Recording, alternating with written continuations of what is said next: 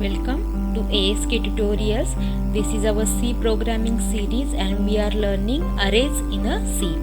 In this video we are going to learn about the single dimensional arrays. We will see the program for the single dimensional array.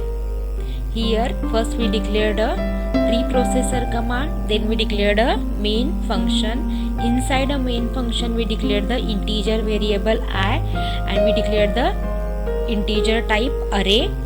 Our array name is a ARR and type is a integer and array size is a 5. We declared our array size is a 5 here and we declared a element of a array. Inside a curly bracket we declared the array elements. Then we are going to initialize the array element. For that we used here a for statement.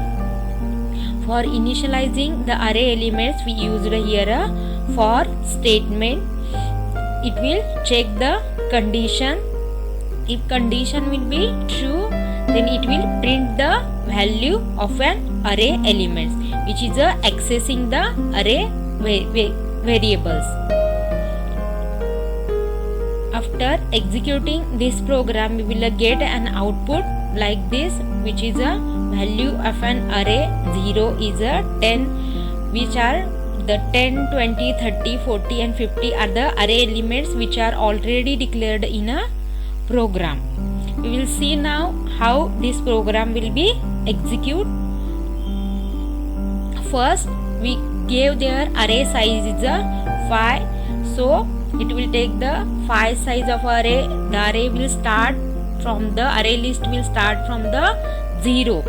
So first element will be stored at the 0th position. That is a 0th position is a element is a 10. Then first position element is a 20. At the second position element is a 30. At the third position element is a 40 and at the fourth element is a value is a 50. This is how the array will store the element inside a list. Now we will trace the program. It will check the condition. For statement it will check the condition here. Our for statement is a for I is equal to 0, I less than 5, then I plus plus. Here I is equal to 0 and I is a less than 5. So condition is a true here. So it will print the value of a array name ARR. 0th position is a 10 because at the 0th position the element 10th is stored. So we got a result as a 10th here. Then I will be increment. Now I is equal to 1 we got. Then for the second time here we got I is equal to 1 and condition is a true here. I is a less than 5. Condition is a true. So it will print the value of a ARR 1. For the first position we got a value as a 20 because it stored first position the 20 value is stored, so we got the output is a 20 there. Then the I will be increment. So now I is equal to 2 we got. Then again it will check the condition here and condition is a true. So it will print the value of a array at the position 2. We got the output is a 30 because at the second position it stored the value as a 30. Then I will be increment. So now I is equal to 3 there. Now the I is a 3 and I is a less than 5. Its condition is a true. So it will print the value of a ARR at the third position is a 40. Then I will increment. So now I is equal to 4 and I is equal to 4. I is a less than 5 is true. So it will print the value of a ARR at the fourth position is a 50 and then I will be increment I is equal to 5 now. Here I is a 5 and I is a less than 5 is a false, so it will stop the execution. This is how we got an output for the array element should be displayed. Now we will see one more program here. First we declared a preprocessor command, then we declared a main function, we open a curly bracket, then we declared here int I10.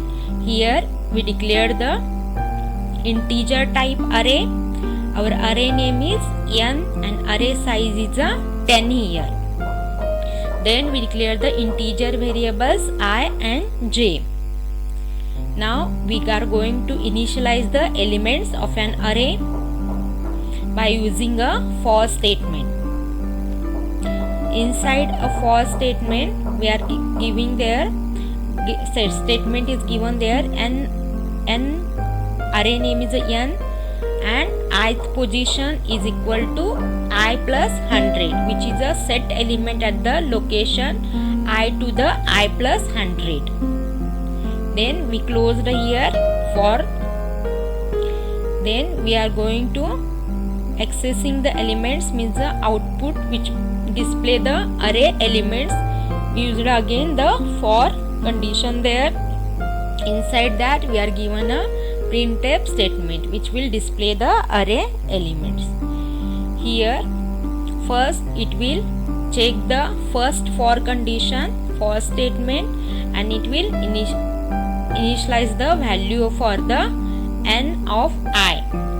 Then it will, when it will get false, then it will, this condition will get false here, then it will come to the second for condition and it will check the condition and then it will get a printf statement for the display the output. When the second for condition will get false, that time it will stop the execution. Now we will see how we got an output for this program. The array element at the 0th position 100, first position 101, like up to the 109. Because this type of output we got because we declared a array size is a n10. Our array size is a 10, so we got here 10 numbers in the array. Now we will see how we got this output. We declared the array size is a n10. Our array size is a 10, so it will take the 10th positions in a array list.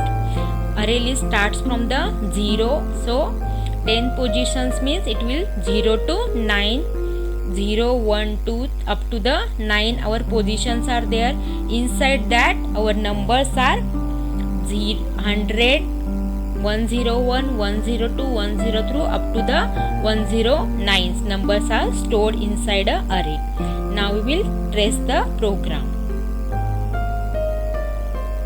First one is initializing an array element.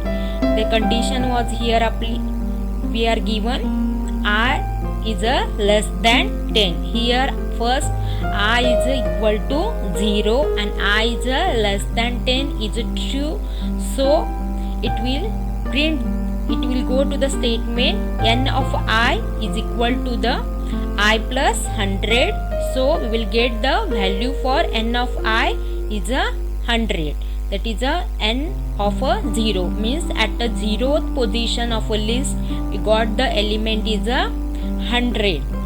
Then I will be incremented. So now we got the I is equal to 1 here and the condition is true, that is I is less than 10 is true, so it will go to the statement n of I is equal to I plus 100. So n of I means n of first. At the first position of the array we got a element is 101. Then the I will be incremented. Now we got I is equal to 2. and I is less than 10 is true, so it will go to the statement and we will get the n of I value is 102. At the second position of the array we got the element is 102. Then I will be incremented. Now we got the I is 3, I is equal to 3 and I is less than 10 is true, so at a n of a ith position, now n of a third position, at the third position in the array we got the element is 103. Actually third position means it at the fourth position of the array. Then I will be incremented. Now we got a I is equal to 4, then I is less than 10 is true, so at the n of a ith position means n of the fourth position of the array we got a number is 104, then I will be incremented. Now n I is 5 and I is less than 10 is true, and n of the ith position means array's fifth position, fifth number position we got the number is 105, then I will be incremented. Next we got I is equal to 6, I is less than 10, so n of a ith position means n of the sixth position we got the value is 106, then I will be incremented. Now I is equal to 7 and I is less than 10 is true, so now we got at the seventh position element is 107, then I will be incremented. Now I is equal to 8 we got and I is less than 10 is true, so at the 8th position of the array we got the element is 108, then I will be incremented. Now I is equal to 9 and I is less than 10 is true, so at the 9th position in the array we got the element is 109, then I will be incremented. Now I is equal to 10 and I is less than 10, condition gets false here, so it will go to the second condition for the execution. So we got a condition false here, so it will go to the second for condition for the execution.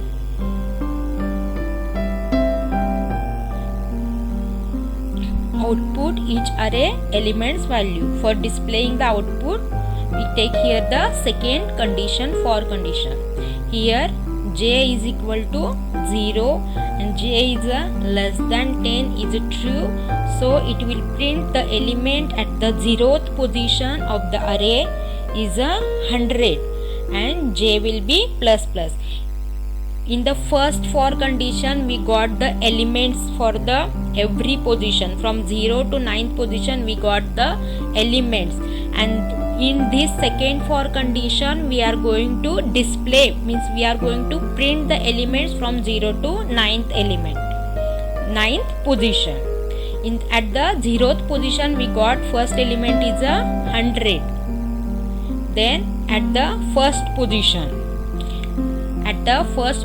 we got the element is 101, then at the third position we got the element as 102, then at the fourth position we got the element as 103, then at the fifth position we got the element as 104, at the sixth position we got the element as 105, then at the seventh position we got the element as 106, at the 8th position we got the element as 107, at the 9th position we got the element as 108, and at the 10th position we got the element is 109. We declared our array size is 10, so after 10th position it will stop the execution.